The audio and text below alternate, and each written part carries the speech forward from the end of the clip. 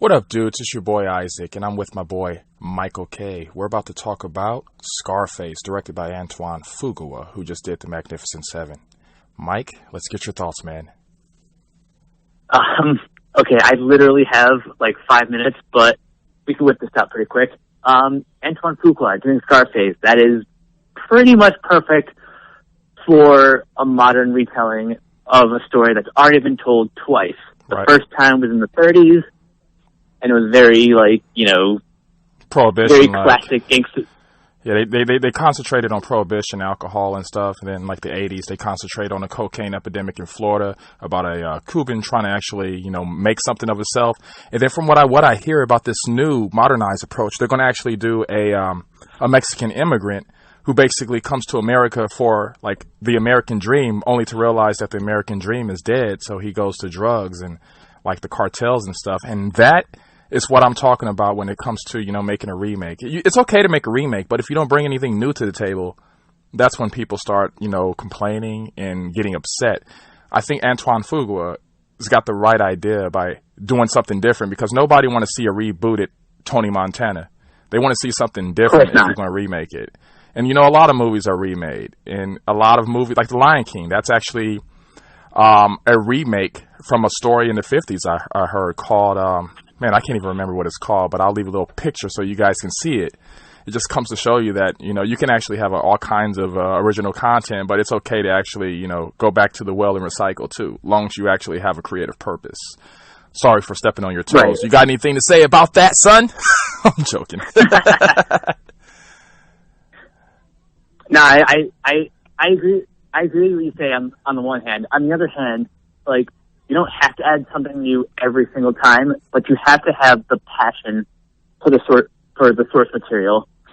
Like, if it is literally just a money grab, then that's not good. But if it's like, hey, I'm a fan of this genre and I want to play in the sandbox, then sure, go all out and do the best that you can. Yeah, I kind of hear where you're coming from. I kind of like disagree a little bit though, because I think that like if you do a remake, you should bring something a little bit new to the table, whether it be modernized special effects, better way of storytelling, or a surprise ending. What I'm saying is, like, there's a fine line between Gus Van Sant's Psycho and a complete remake, like literally from like shot to shot remake, just with Vince Vaughn. I understand it completely what you're talking about, and that's the kind of remakes that is like, you know, for the paychecks. You see a lot of people doing that because, you know, safe is the way in Hollywood. A lot of studios don't want to actually take a lot of risk with a lot of movies. We kind of actually saw that firsthand this year with The Nice Guys and Kubo and the Two Strings. But, you know, if you're going to go remake, just don't go half-ass on it. And I think that Antoine Fuqua, as well as, you know, what we've been hearing about the script, is going to do that. And, you know, Magnificent Seven was a fun popcorn movie, but like you mentioned earlier up in The Messenger, it's got to be a little different as far as the tone goes, because you can't do Scarface in a happy-go-lucky environment. It just won't work, right? No, it's got to be a little more hard biting, and you have to cast Oscar Isaac because Oscar Isaac is the man. And that's what I basically was going to say. Who would you cast? And I'm glad we both can agree that Oscar Isaac would probably be the best bet. I would say that if they did this in the 90s, I would go with like John Leguizamo. Failing that, you either... Okay, John Leguizamo was my number 3, but my number 2 was Diego Luna. Oh, you talking about old boy from... Was that the guy who played... what did he play in? Give me a couple of movies. He's in Rogue One. Okay. Yeah, I remember him. He's a long hair guy. What other movies?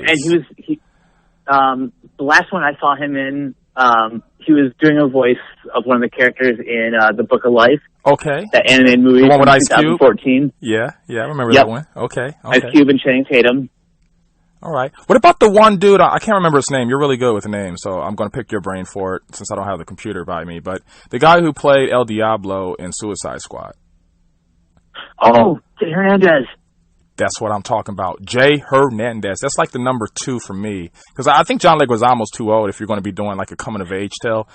You're right with Oscar Isaac, but I think Jay Hernandez would be a good number 2. You probably can actually get Jay Hernandez for the cheap, too, considering Oscar Isaac is like A-list now with Star Wars and stuff. But those would be my 2. Right. You know? And I'm glad we had this talk because Scarface is one of my favorite movies. The 80s one is like a classic for me.